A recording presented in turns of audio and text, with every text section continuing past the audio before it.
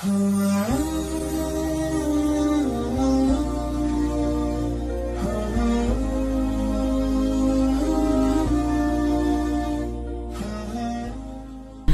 bertanya, saya mau tanya masalah film atau game, Bu ya.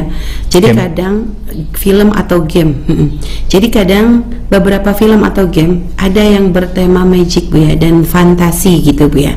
Seperti ada kekuatan sihir, karakter mitologi atau ritual-ritual gitu, Bu ya. Dan film atau game seperti ini sangat banyak ditonton atau dimainkan oleh kaum muslimin termasuk teman dan keluarga saya, Bu ya. Yang jadi masalah, Bu ya, saya pernah membaca pendapat dari ulama Arab Saudi yang mengatakan menonton yang seperti ini dianggap seperti pergi mendatangi dukun. Tapi setelah saya membaca dari website pesantren yang berakidah sama dengan kita, Al-Asy'ariyah, menurut mereka main game atau nonton film yang bertema demikian hukumnya boleh asal tidak meninggalkan kewajiban, tidak ada perjudian dan tidak ada mengumbar aurat. Begitu juga pendapat dari salah satu organisasi Islam terbesar di Indonesia. Menurut pendapat mereka, game atau film seperti ini hukumnya boleh dan tidak dianggap mendatangi dukun. Pertanyaan saya, Bu ya, pendapat yang benar yang mana? Mohon jawabannya. Saya sering berdebat dengan keluarga karena saya bilang pendapat yang pertama. Saya malah dibilang pendapat yang sesat. Itu saja, Bu ya. Semoga Bu ya dan keluarga serta para santri selalu diberikan kesehatan dan selalu dilancarkan segala urusannya. Baik, hati nurani, kejujuran, ketulusan, ketawaduan yang akan bisa memberikan jawaban setelah tahu itu benar atau tidak benar. Sebab orang tahu benar, kalau kesombong nggak bisa menerima kebenaran. Atau tahu tidak benar karena dia hawa nafsu, dia bela untuk menjadi benar. Musibah. Nonton film horor atau film magic langsung seperti datang ke dukun, ya nggak benar. Dikatakan seperti datang ke dukun. Kita melihat cerita, anggap saja kita cerita tentang dunia perdukunan, apakah langsung saya jadi dukun? Kan tidak. Melihatnya tidak. Nah, akan tetapi apakah hal itu terpuji untuk saya nonton semacam itu film-film? Nah, dan baru nanti akan dikatakan ini menjadi tidak boleh kalau apa? Kalau ada yang terpengaruh, orang tersebut terpengaruh. Karena mohon maaf, kita ini selama ini meyakini sesuatu gara-gara tontonan. Coba, pernah dengar enggak di kampung kita, di masyarakat kita percaya dengan roh gentayangan? Yep. Bukankah itu gara-gara cerita, gara-gara film yang kita lihat? Yep, yep. Nah, roh gentayangan yang jalan-jalan seorang nggak gadis dibunuh lalu jalan-jalan di mall pakai baju merah. Ini kan, ini kan membahayakan begitu. Mestinya nggak percaya dong, nggak boleh begitu. Kemudian juga yang dibahas bukan masalah melihatnya, alur ceritanya merusak pemikiran kita atau tidak. Kemudian yang kedua adalah pemerannya kira-kira buka aurat yang mesti kan, yang menjadi dosa atau tidak, ya kan? Kemudian nontonnya di mana kita? Apakah terhormat atau tidak istirahat kita nonton itu? Kalau hanya sekedar orang memamparkan cerita di sebuah gini, teman, ini adalah begini-begini ini. Contoh, ini sebuah film begini, ini ada mengenai tentang magic dan sebagainya, ini adalah dusta dan sebagainya, ya nggak ada masalah kita nonton begitu, memahamkan orang, edukasi. Tapi jadi masalah adalah menjadi terkagum-kagum sampai dahsyat, sampai mempercayai. Di situ salahnya. Jadi yang mengatakan boleh secara mutlak juga bermasalah dong, karena bisa saja terpengaruh dengan ini. Yang mengatakan haram seolah datang ke dukun juga, ya nggak bisa dong seperti itu. Maka yang bijak, Anda harus paham, ini adalah cerita. Contoh, kalau saya cerita tentang dunia magic, apakah langsung Anda jadi dukun? Kan enggak. Jadi yang menjadi masalah adalah jika di dalam alur cerita tersebut mempengaruhi pikiran Anda dan hati Anda, karena cerita itu dahsyat, punya kekuatan bisa merubah orang. Sehingga dahulu dakwah orang-orang dulu dengan kisah, karena dari dibalik kisah itu disisipkan nanti akan diyakini. Nah, keyakinan yang tertanamkan dengan kisah ini adalah tajam, kuat sekali. Nah, jangan sampai kita nonton film-film ada magic segala macam tiba-tiba percaya. Nah, akhirnya itulah yang diharamkan di sini. Tapi kalau nonton orang yang belajar apa sih yang gini-gini, astagfirullah semuanya. Nah, sekarang kembali kepada diri Anda sendiri, ya kan?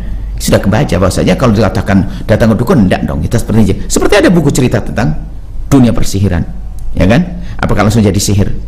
Ya, kemudian bahkan membaca buku mempelajari sihir pun tidak dilarang, karena kita ingin membaca apa sih isinya. Bukan saya belajar ilmu Sihir. Saya baca sihir, trik-trik sihir, cara semuanya, datang ke ini, semuanya. Kalau datang ke ini, yang penting saya tidak percaya. Ini cerita, ini bual, ini nggak benar. Nah itu nggak ada masalah. Maka dikatakan datang ke sihir langsung juga dukun, nggak dipercaya, bukan, nggak benar itu dong. Masa ada melihat film begitu langsung nonton? Saya kok datang ke dukun ya.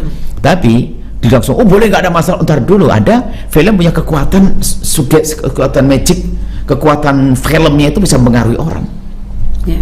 Bahkan diberitakan bahasanya kekuatan untuk merubah ideologi dan juga moral itu adalah dengan dunia kisah ini.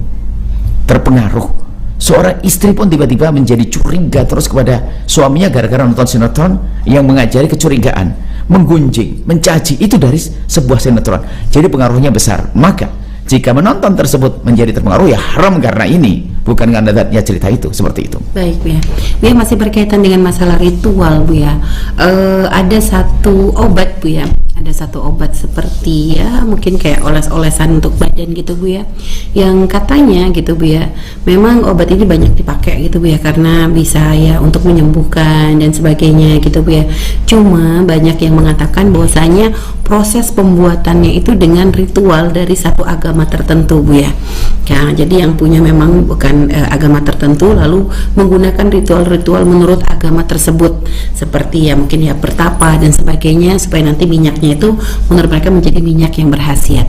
Nah, untuk kita sebagai seorang muslim, Bu ya, ketika memakai minyak tersebut itu apakah termasuk menjadi suatu kesalahan atau bentuk kesyirikan atau seperti apa, Bu ya? Oh iya, sangat membahayakan karena menggunakannya, apalagi tahu ceritanya, di saat diberi kesembuhan dengan obat itu langsung kemana ya otaknya? Wah, bener dong di sana. Itu bahaya sekali. Jadi nggak perlu. Kenapa? Kalau mungkin obat ini menjadi sebab kesembuhan karena zatnya obat punya materi punya unsur-unsur yang iya. Tapi kalau sudah unsur-unsur doa kepada siapa?